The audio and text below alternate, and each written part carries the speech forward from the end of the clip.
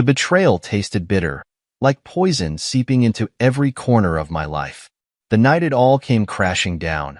I was on my way home from what should have been an ordinary dinner meeting.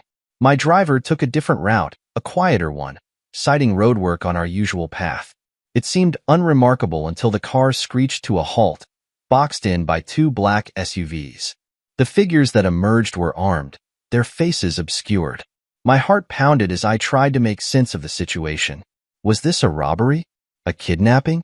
The questions evaporated when one of them aimed directly at me and said my name. This wasn't random. This was targeted. And then I heard his voice, a voice I hadn't heard in years. Edward, don't move. It was Thomas, the hitman, the man standing between life and death for so many over his infamous career. His face, though hardened, carried a glint of something I hadn't expected. Hesitation. Get out of the car, Thomas ordered. The others surrounded us, guns drawn. I stepped out, my hands raised, my mind racing. Thomas, I said, keeping my voice steady, what's this about? His jaw tightened, and he gestured for the others to give us space. He leaned in close, his voice low. Lillian and Gregory sent us. They paid me to kill you. The words hit like a sledgehammer. Lillian, my wife, the woman I had shared everything with for 10 years. And Gregory, my trusted colleague, someone I had considered a friend. The two people I had trusted most had plotted to end my life for money. I must have looked like a ghost because Thomas gripped my shoulder, grounding me. Listen to me, he said. I owe you. You don't know it, but you saved my life years ago. Now I'm saving yours. I couldn't breathe. The betrayal wrapped around my throat like a noose. Why are you doing this? I managed to whisper. Because I couldn't live with myself if I didn't, he said simply. He explained the plan in rapid-fire sentences. We'd fake my death, make it look convincing enough to fool Lillian, Gregory, and anyone else who might be watching. I wouldn't return to my life. I'd disappear, take on a new identity, and let the world believe Edward King was dead. My mind reeled as I processed the enormity of what he was suggesting. Disappear? Leave everything behind? But what choice did I have? Lillian had betrayed me, paid for my death. Staying meant risking another attempt, maybe one where Thomas wouldn't intervene. We staged the scene meticulously. Blood smeared across the leather seats, bullet holes punched through the windows, my driver unconscious but unharmed. When the others asked questions, Thomas barked orders, keeping them focused. They thought they were helping him carry out the kill, unaware that the true target was already slipping away. By the time the scene was set, I was already en route to the safe house Thomas had arranged. My phone, wallet, and identification were left behind, evidence of the man I used to be. As I sat in the dimly lit room, my mind replayed every moment of the last few months, searching for the signs I had missed. Lillian had grown distant, her laughter sharper, her eyes colder. She had started spending more time away, citing charity galas and business meetings. I hadn't thought much of it then. I had trusted her completely. Gregory, too, had been acting strangely, more confident, more brazen. I thought it was a result of our company's success. Instead, it had been the confidence of a man who believed he had already won. The weight of their betrayal crushed me that night. I sat alone, staring at the ceiling, wondering how I had been so blind. But beneath the heartbreak and shock, a new feeling began to simmer. Anger. They thought I was dead. They thought they had won. But they had no idea that I was watching, waiting. I wasn't gone. I was simply repositioning the board. And when the time was right, I would strike back. The first few weeks after the staged assassination were surreal. I wasn't dead, but I might as well have been. The man I had been, Edward King, wealthy entrepreneur, husband, and friend, no longer existed. My new identity, James Carter, was a far cry from the life I had known. I was a ghost now, watching the world from the shadows. From the safe house Thomas had arranged, I began piecing together the extent of Lillian and Gregory's betrayal. With Thomas's help, I hacked into their communications, monitored their bank accounts, and traced the movements of my stolen fortune. It didn't take long to confirm what I already suspected. They were wasting no time enjoying their newfound wealth. I watched, seething, as Lillian and Gregory embarked on their whirlwind tour of decadence. They sold my properties, our properties, turning decades of hard work into liquid cash. My Manhattan penthouse? Gone. The beach house in Malibu? Sold to the highest bidder. Even the private jet I had once used to expand our business was now funding their escapades. The money wasn't just flowing, it was gushing. First-class flights to Paris, week-long stays at private villas in Tuscany, designer clothes, and glittering jewelry that sparkled as much as their shameless smiles in the photos they posted. They didn't even try to hide it. In fact, Lillian flaunted it, basking in the glow of her supposed victory. She hosted extravagant parties, each one a display of opulence, and all the while, Gregory stood by her side, grinning like the snake he was. From my new vantage point, I saw it all. Thomas helped me track their every move, his network of contacts proving invaluable. We set up remote surveillance, tapping into their digital lives without their knowledge. Lillian's social media posts were especially revealing. Each photo, each smug caption, only fueled my anger. There was one particular image I couldn't forget. Lillian, dressed in a gown that likely cost more than a year's salary for most people, stood on the deck of a yacht, champagne flute in hand. Gregory had his arm draped around her, his grin as wide as the ocean behind them. The caption read, "New beginnings, endless possibilities." My hands shook as I stared at the screen. That yacht was mine. That champagne was bought with my money. And the woman smiling into the camera was the same one who had kissed me goodbye before sending a hitman to end my life. "They're disgusting," Thomas muttered from behind me. He had been reviewing the footage with me, his disdain for Lillian and Gregory almost as strong as mine. "They think they've gotten away with it." "They won't," I said, my voice cold and steady. "Not for long." In those early weeks, I let my anger simmer, using it to fuel my plans. Revenge wouldn't be rushed. It had to be meticulous, calculated. Lillian and Gregory were riding high now, but I would take them down piece by piece, stripping away their illusion of success until there was nothing left. I spent hours mapping out every detail. I started small, sabotaging their financial transactions, delaying payments, and creating minor inconveniences that would go unnoticed at first. It was subtle, but effective, like planting seeds of chaos that would eventually grow into something much larger. Meanwhile, I watched as their perfect facade began to show cracks. Gregory, always the opportunist, started making riskier investments with my money. His greed was insatiable, and it was clear he saw Lillian as a means to an end. As for Lillian, her confidence was unwavering. She truly believed she had won, but her hubris would be her downfall. I kept my distance, never stepping too close, but always watching. Each move they made only added fuel to the fire, strengthening my resolve. They thought they were safe, untouchable, but they had no idea what was coming. One night, as I sat in the dim light of my rented apartment, I wrote a single line in the notebook where I'd been outlining my plans. Let them think they've won until the moment they realize they've lost everything. And that's exactly what I intended to do. Lillian and Gregory thought they were untouchable. Their carefree laughter, smug expressions, and indulgent lifestyles painted a picture of triumph, but they had no idea that I was watching. They had buried me in their minds, reduced me to a distant memory, and it was that arrogance that I intended to exploit. I tracked them to an exclusive beach resort in the Maldives, a haven for the wealthy and the self-indulgent. The resort was breathtaking, the kind of place I would have once taken Lillian as a gesture of love. But now, it served as the backdrop for my first act of revenge. I didn't just want to make them pay. I wanted them to feel the creeping unease of knowing their past was catching up with them. It began subtly. I checked into the resort under the name James Carter, careful to keep my presence low-key. The staff didn't question me. Money was money, and I had enough to ensure their silence. For days, I studied Lillian and Gregory from a distance, noting their routines. They spent mornings lounging by the infinity pool, afternoons jet skiing or snorkeling, and evenings drinking expensive cocktails at the bar. They were creatures of habit, predictable in their indulgence. The first time I let Lillian see me was by the pool.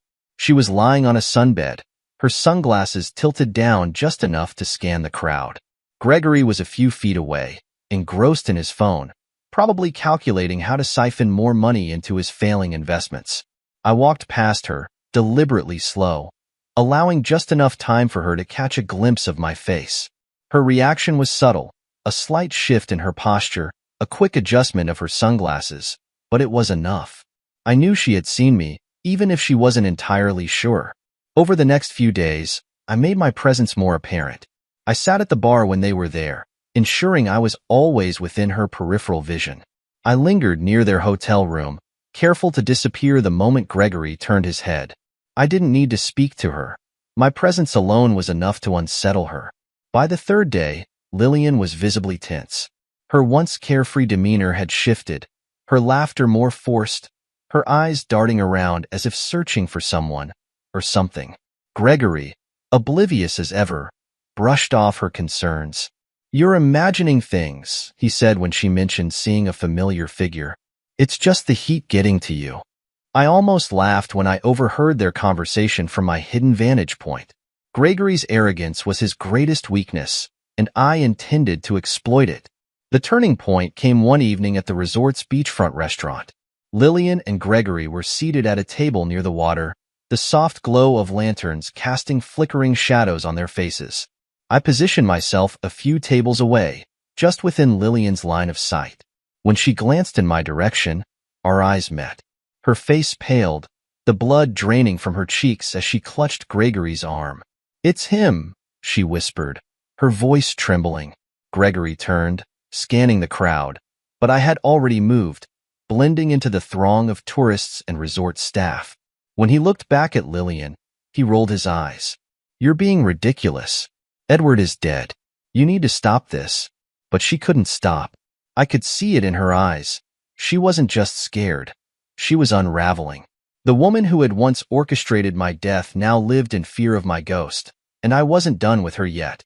That night, I left the first real clue in their hotel room. Using a key card I had acquired through Thomas's contacts, I slipped inside while they were at dinner. On the nightstand, I placed a small object that I knew would shake Lillian to her core. My watch. The same watch I had worn for years. The one she had gifted me on our anniversary. It was a symbol of the life we had shared and the betrayal she had wrought. When they returned, I watched from the hallway as Lillian's scream echoed through the corridor. Gregory's angry shouts followed, demanding answers she couldn't provide. They argued late into the night, their voices carrying through the thin walls. The next morning, Lillian looked exhausted, dark circles under her eyes betraying a sleepless night. Gregory, irritated and dismissive, kept his distance, leaving her to stew in her paranoia. It was working. The life of luxury they had stolen was starting to crumble under the weight of fear and suspicion. Lillian's confidence was unraveling, and Gregory's patience was wearing thin. They were on the brink, and I was just getting started. The satisfaction I felt wasn't just about revenge. It was about justice. Lillian and Gregory thought they had won, that they could erase me and live happily ever after. But they had underestimated me. I wasn't a ghost. I was very much alive, and I was determined to make them regret every decision that had led them to this point. Lillian's paranoia grew by the day, and I was the one feeding it. Each calculated move I made pushed her closer to the edge, unraveling the confident woman who once orchestrated my demise. Her nights were restless, her days filled with furtive glances and whispered arguments with Gregory. He had begun to lose patience, but I had only begun. The second phase of my plan started with subtle, deliberate disruptions. It wasn't enough to haunt Lillian with fleeting glimpses of my presence. I wanted to make her question her reality. While they were out at the pool one morning, I slipped back into their hotel room. This time, I left a message scrawled on the bathroom mirror in steam-reactive ink, "You'll never escape me," a chilling phrase that would appear as soon as someone turned on the hot water. That evening, I watched from a discreet distance as Lillian's scream pierced the night. Gregory stormed into the hallway, yelling at the hotel staff, demanding answers about how someone could have accessed their room. The staff apologized profusely, offering heightened security and promising to investigate. But it wasn't the staff Gregory needed to question. It was the man standing in the shadows, watching them unravel. The psychological torment escalated with every move I made. I left a menu from the resort's restaurant in their room, circled around the dish Lillian and I used to share. Lobster thermidor. It was one of the meals we'd enjoyed on our honeymoon, a memory I knew she'd recognize instantly. The watch I had placed on the nightstand earlier reappeared in their luggage, tucked between her folded clothes. Each new clue chipped away at the fragile world Lillian was trying to hold together. But it wasn't just Lillian I was targeting. Gregory, always dismissive and arrogant, was starting to feel the strain. He hadn't believed Lillian at first, laughing off her fears as paranoia. But the mounting evidence of my presence became impossible to ignore. He began checking over his shoulder, snapping at staff, and eyeing every stranger with suspicion. Their relationship, which had once thrived on mutual greed, was beginning to buckle under the weight of mistrust. Gregory accused Lillian of fabricating the events to get back at him for some imagined slight. Lillian, in turn, accused him of failing to protect her. The cracks in their alliance widened, and I relished every moment. One particularly satisfying night, I planted myself in the resort bar, knowing they would eventually arrive. When they did, I made sure to position myself just far enough away to avoid Gregory's gaze, but close enough for Lillian to see me. The moment her eyes landed on me, she froze, clutching Gregory's arm.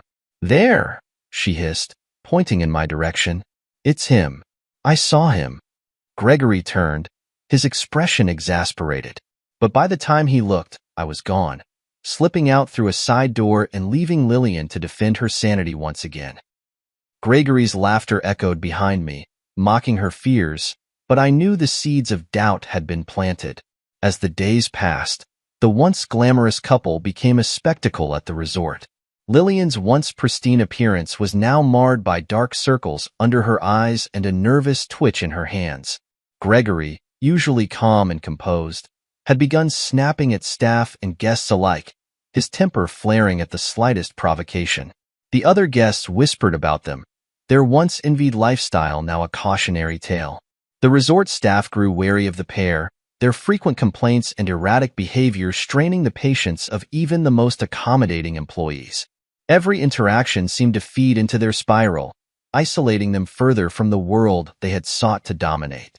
One evening, as I watched them from the shadows of the beach, I allowed myself a moment of satisfaction. Lillian and Gregory had taken everything from me, my life, my fortune, my identity. But now, they were prisoners of their own greed and guilt, trapped in a gilded cage that was slowly crumbling around them. As the waves lapped at the shore and the moon cast its silver light over the resort, I made a silent promise to myself. I would not stop until they felt the full weight of their betrayal. They had thought they could destroy me, but they had only made me stronger. And I wasn't finished with them yet. The crowded marketplace near the resort bustled with life, a symphony of voices, laughter, and the clinking of goods being bartered. For most people, it was a lively distraction, a place to soak in the culture and indulge in small luxuries. But for Lillian, it was about to become a scene of her worst nightmare. I had been following her and Gregory all morning. They strolled through the market hand in hand, their movements stiff and uncoordinated, an obvious sign that their relationship was strained. Gregory was growing frustrated with her erratic behavior, his patience wearing thin.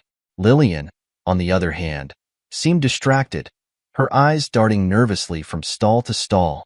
She was scanning the crowd, looking for something or someone. I knew exactly what she was searching for. When the moment was right, I positioned myself in the heart of the marketplace, timing my appearance to coincide with their path. Lillian spotted me first. Her steps faltered, her grip on Gregory's arm tightening like a vice. Her face turned ashen as her eyes locked onto mine. She froze, her breath hitching audibly. "It's him," she whispered, her voice trembling. Gregory, oblivious as ever, frowned. "What are you talking about now?" "Edward," she choked out. "He's here. I see him." Gregory turned, his expression annoyed. "For God's sake, Lillian, stop this nonsense. Edward is dead." But when Gregory looked in my direction, I stepped forward, ensuring he got a full view of my face. His smug confidence evaporated in an instant. His jaw slackened, his complexion paling as realization dawned. "Impossible," he muttered under his breath. "It can't be." I didn't linger. I turned and walked deeper into the crowd, vanishing among the sea of people. The chaos behind me erupted almost immediately. Lillian was screaming, her voice shrill and panicked. Gregory was barking orders at no one in particular, his bluster unable to mask his growing fear. I allowed myself a grim smile as I slipped into the shadows. This was the moment I had been waiting for. The seed of doubt had fully bloomed, and now they knew. Edward King was not only alive but watching. Back at the hotel, the fallout was exactly as I had anticipated. Lillian and Gregory returned to their suite, their heated argument audible even from the hallway. I listened from my hidden vantage point as their accusations flew back and forth. "You said he was dead," Lillian shrieked, her voice cracking. "You promised me he was gone." "He is dead," Gregory snapped. "I don't know what you think you saw, but it wasn't him." "It was him," she insisted, her tone hysterical. "I know what I saw, Gregory. He was standing right there." Gregory let out a frustrated growl. "You're losing it, Lillian. First the messages, now this? Maybe you need to lie down." Their argument continued late into the night, the tension between them palpable. Lillian was unraveling completely, and Gregory, though desperate to maintain control, was starting to feel the pressure. The next day, Lillian refused to leave the hotel room. Gregory, determined to salvage some sense of normalcy, ventured out on his own. I followed him, watching as he wandered the resort with an air of forced calm. He spoke to the staff, subtly probing for information about me, but he found nothing. My tracks were clean, my presence undetectable to anyone but them. Meanwhile, Lillian spiraled further into paranoia. I sent her a cryptic note, slipped under their door in the dead of night. The message was simple: "You can't escape the past." It was written in my handwriting, a detail I knew would send chills down her spine. When Gregory returned that evening, Lillian confronted him with the note, her hands shaking. "He's here, Gregory. He's toying with us." Gregory snatched the note, his expression darkening. "This is ridiculous. Someone's messing with us, but it's not Edward. It can't be." "You saw him," Lillian cried. "Don't pretend you didn't. You know it was him." Gregory's silence spoke volumes. He couldn't admit it, couldn't allow himself to believe that the man they had conspired to kill was alive and closing in on them. But his confidence was eroding, his composure cracking under the weight of the truth. That night, I watched from the shadows as Gregory paced the balcony, a glass of whiskey in hand. His movements were erratic, his frustration boiling over. Lillian sat inside, staring at the note I had left, her expression one of pure terror. For the first time in over a year, I felt a sense of satisfaction. They were no longer untouchable, no longer reveling in their ill-gotten gains. They were vulnerable, their perfect world collapsing around them. The storm outside matched the turmoil inside the hotel room. Thunder rolled ominously, lightning flashed through the curtains, and the sound of heavy rain battered against the windows.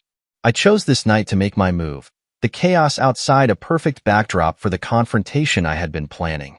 Lillian and Gregory were on edge, their arguments escalating with every passing hour.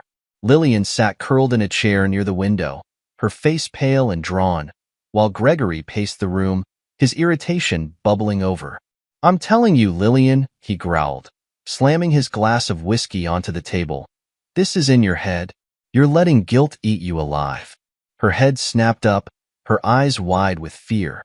"You saw him too, Gregory. Don't act like you didn't."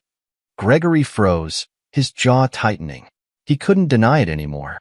He had seen me, but admitting it would mean facing the reality of their actions, and Gregory was too much of a coward to do that. I waited until the clock struck midnight before making my entrance. Using the key card I had obtained, I silently slipped into their suite. The room was dark, illuminated only by the flickering light from the storm outside. Lillian and Gregory were in the bedroom, their voices muffled but still audible. I moved with purpose, positioning myself in the center of the living area. I wanted them to see me, to have no doubt that I was there. And then, I spoke. "Lillian, Gregory." My voice was calm, deliberate, and it cut through the tension like a blade. Their voices stopped abruptly, replaced by the sound of shuffling feet and frantic whispers.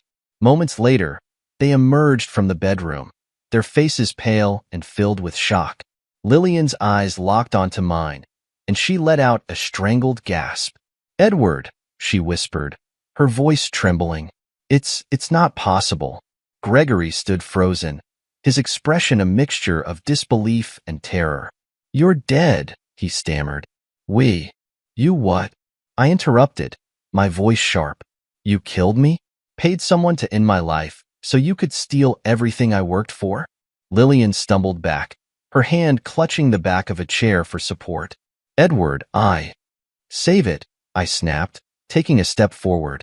"I don't want your apologies. I don't want your excuses. I want you to understand exactly what you've done." I turned my attention to Gregory, my gaze piercing. "You were supposed to be my friend, someone I trusted, and you betrayed me." Gregory's bravado evaporated as he stuttered, It wasn't my idea." "Lillian." "Don't you dare," Lillian hissed, her fear momentarily replaced by anger. "You were just as involved as I was." Their argument erupted again, their desperation spilling out as they turned on each other. I let them bicker for a moment, watching as their perfect facade crumbled completely. Then, I raised my hand, silencing them. "This isn't about whose idea it was," I said coldly. "You both made your choices. You both conspired to destroy me.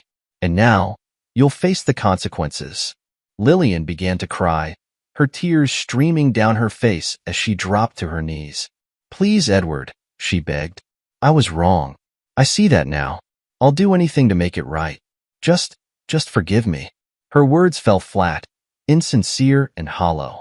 I could see the fear in her eyes, but it wasn't regret driving her. It was self-preservation. "I gave you everything," I said, my voice heavy with emotion. "My love, my trust, my life. And you threw it all away for what? Money? Power? Was it worth it?" Lillian sobbed harder, but Gregory's expression hardened. "What do you want, Edward?" he asked, his tone defiant. "You're here, alive. Isn't that enough? Just take whatever you want and leave us alone." I stepped closer, narrowing my eyes. "What I want is justice, and I intend to get it." Before Gregory could respond, the storm outside intensified, a clap of thunder shaking the room. Lillian jumped, her nerves frayed to the breaking point. In her panic, she stumbled backward, tripping over a small table. She screamed as she fell, tumbling down the short flight of stairs leading to the sunken living area. The sound of her body hitting the floor was sickening. Gregory and I froze, both of us staring in shock as she lay motionless at the bottom of the stairs. Blood pooled beneath her head, stark against the pristine white carpet. "Lillian!" Gregory shouted, rushing to her side. He shook her, his hands trembling, but she didn't respond. The room was eerily silent except for the sound of the storm. I stood there, watching as Gregory's world fell apart. He turned to me, his face contorted with rage. "You did this," he spat.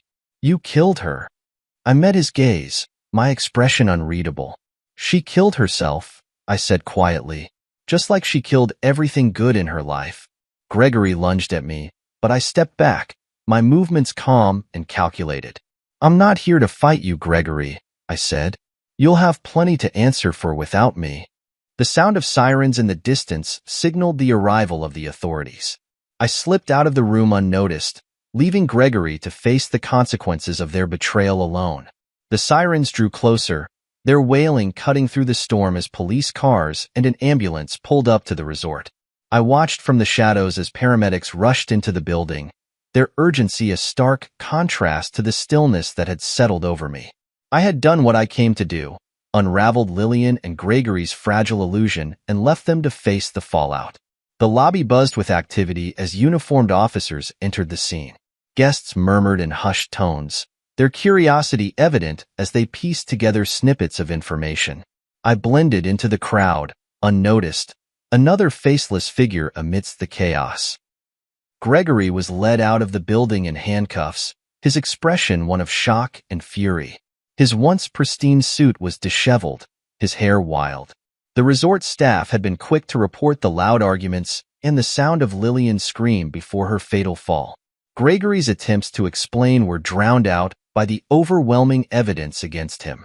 The paramedics carried Lillian out on a stretcher, her lifeless body covered by a white sheet. It was surreal to watch.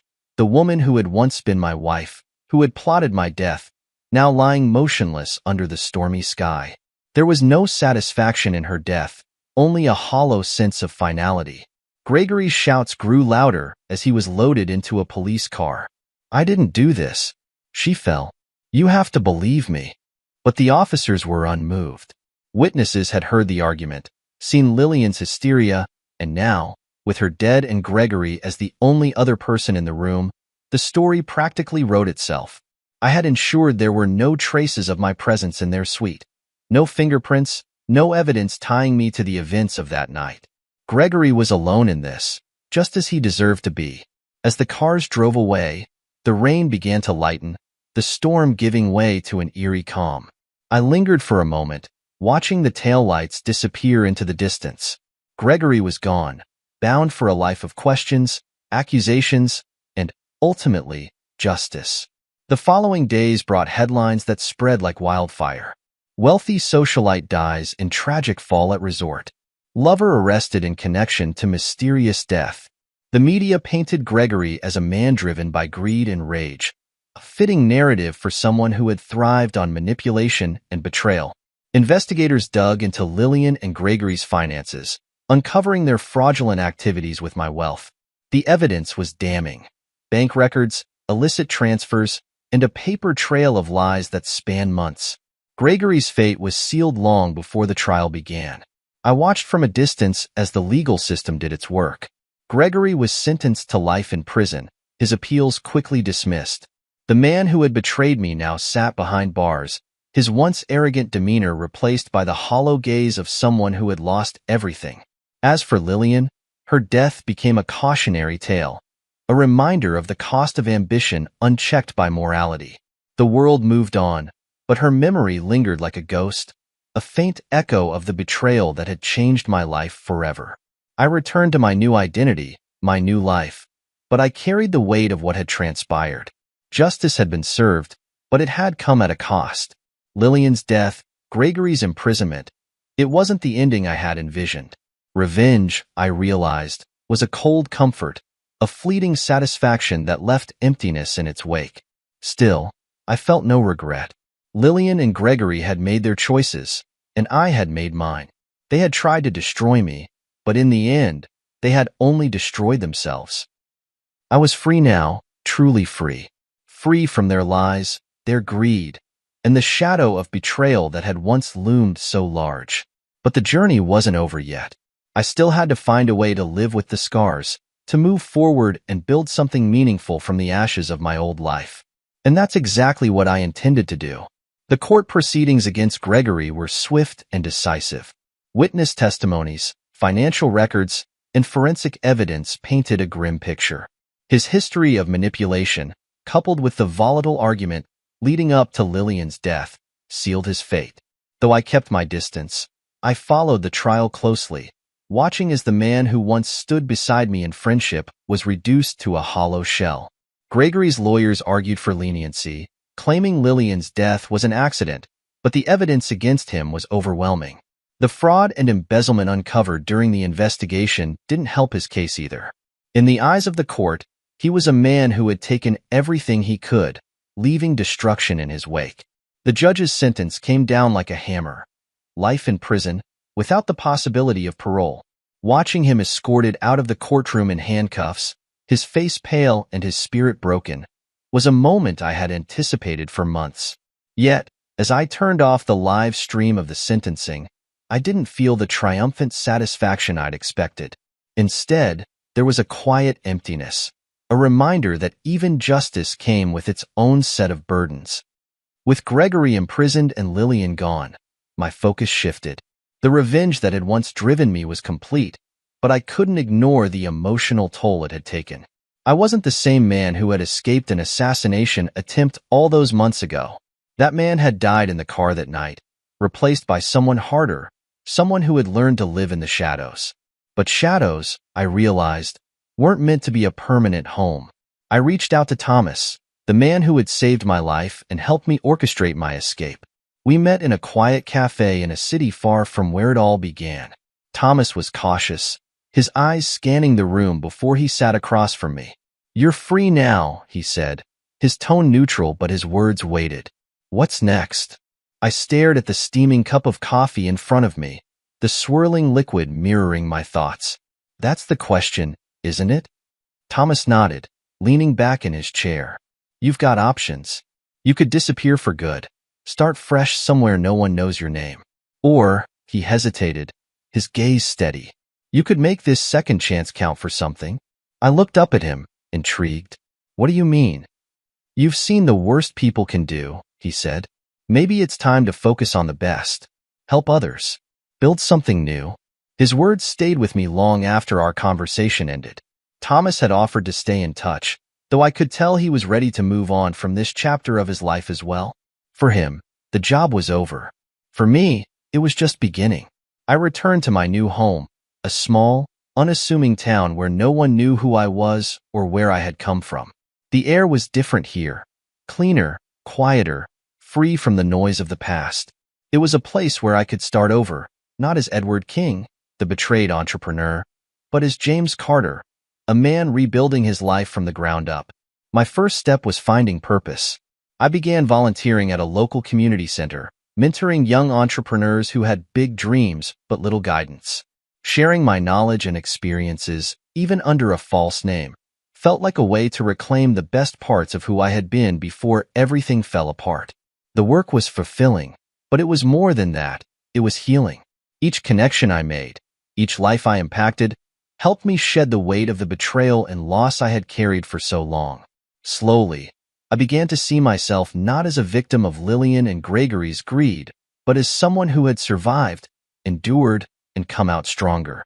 One evening, as I stood on the porch of my modest new home, the setting sun casting a golden glow over the town, I felt a sense of peace I hadn't known in years. The ghosts of my past were still there, faint and lingering, but they no longer haunted me. They were simply echoes, reminders of a life I had left behind. I thought of Lillian and Gregory, of the choices they had made and the lives they had destroyed, including their own. Their greed had consumed them, leaving nothing but ruin in its wake. I didn't pity them, but I no longer hated them either. They were part of my story, but they didn't define it. As the first stars appeared in the sky, I made a silent vow to live not in the shadow of what had been taken from me, but in the light of what I could build. It wouldn't be easy, and it wouldn't erase the pain, but it would be worth it, because in the end, survival wasn't enough. I wanted to thrive, and for the first time in a long time, I believed I could. The first few weeks in my new life felt like stepping into uncharted territory. Without the weight of Lillian and Gregory haunting my every move, I found myself exploring what it meant to truly live again. But the silence after so much chaos was unsettling. At night, I would sit in my small, modest living room, staring at the blank walls, grappling with the question I couldn't ignore. Who was I now?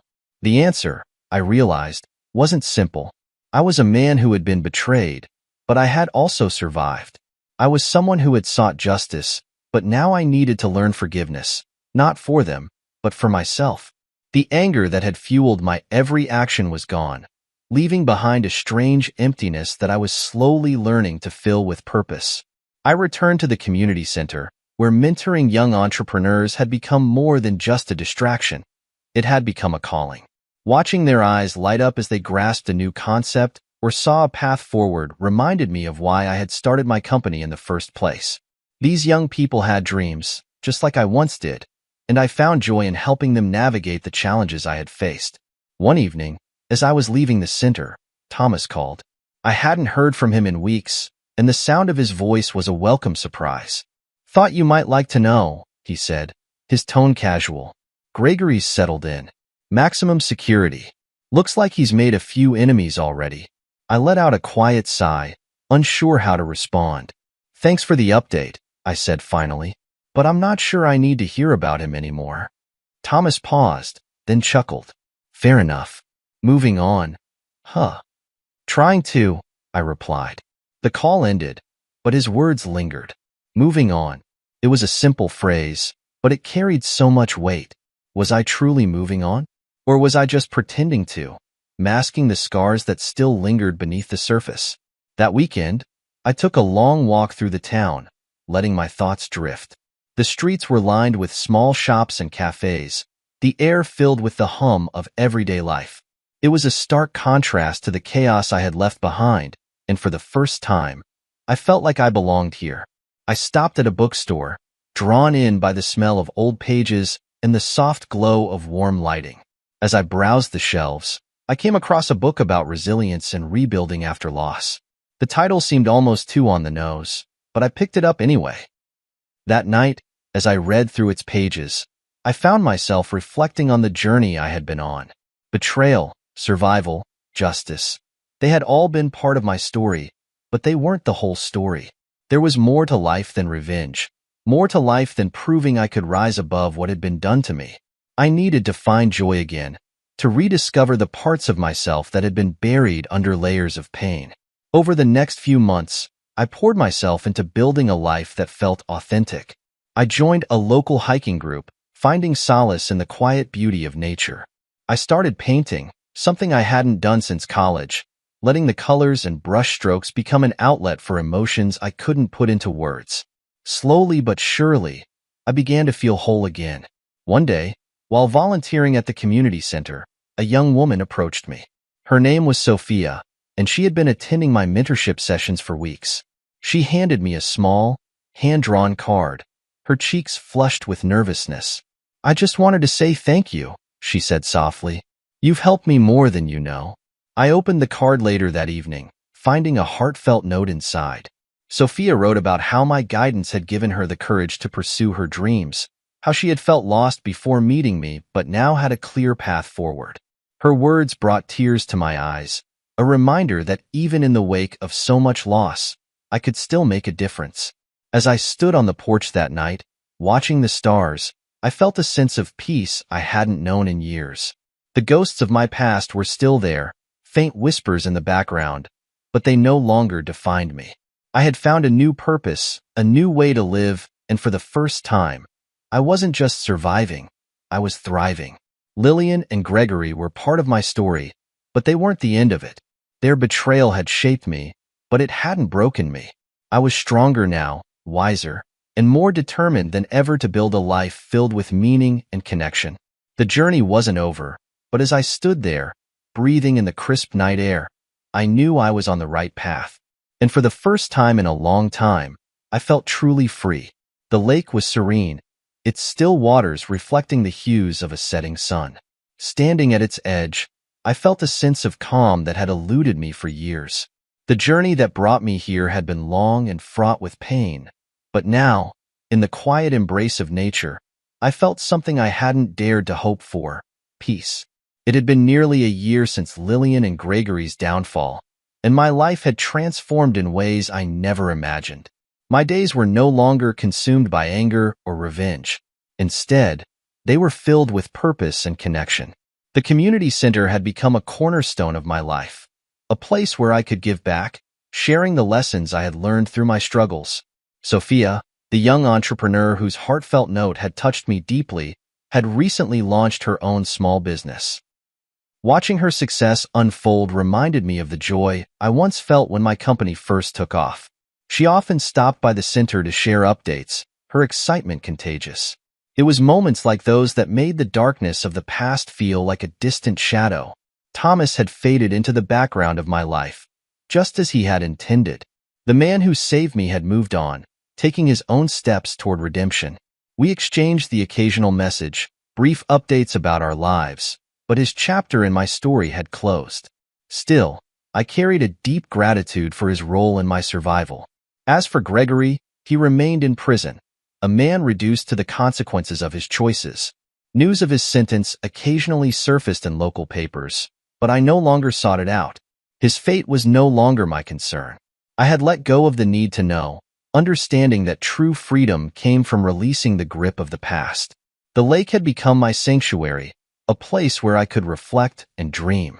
I often came here in the evenings, watching as the world transitioned from day to night.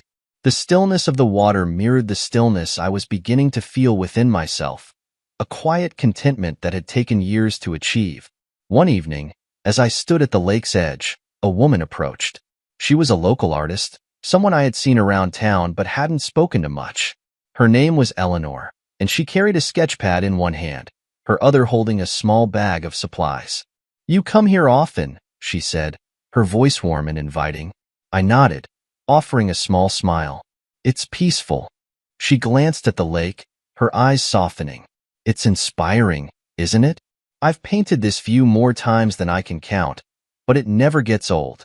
We talked for a while, our conversation easy and unhurried. Eleanor's perspective on life was refreshing. She had her own share of hardships, but had chosen to focus on the beauty around her. Her presence was a gentle reminder that even after everything I had been through, there were still connections to be made, still people worth knowing. Over time, Eleanor and I grew closer. She became a part of my new life, a steady presence that added depth and color to my days. Her art, her laughter, and her unwavering optimism were like a balm for the wounds I thought would never heal. One day, as we sat by the lake, Eleanor asked me about my past. I hesitated, unsure of how much to share. But when I looked into her kind eyes, I felt a sense of trust one hadn't felt in years. For the first time, I told someone the full story: Lillian, Gregory, the betrayal, and the journey that had brought me here. Eleanor listened without judgment, her hand resting lightly on mine as I spoke. When I finished, she didn't offer empty platitudes or cliches. Instead, she said something I would carry with me forever. "You didn't just survive, Edward. You chose to live. And that's the most beautiful thing of all." Her words stayed with me, echoing in my mind as I stood at the lake's edge that evening. I had spent so much time fighting to reclaim my life, but now, I realized it wasn't about reclaiming the past. It was about embracing the present and building a future worth living for. As the sun dipped below the horizon, painting the sky in shades of gold and crimson, I felt a profound sense of closure. The betrayal, the revenge, the pain, they were all part of my story, but they didn't define me. I had found strength in my scars, purpose in my journey, and peace in the life I was creating. Eleanor joined me by the water, her hand slipping into mine. We stood in silence, the lake reflecting the stars as they began to appear. In that moment, I knew I had truly moved on, not just from Lillian and Gregory, but from the anger and grief that had once consumed me. The lake was still, the night quiet, and for the first time in years, so was I.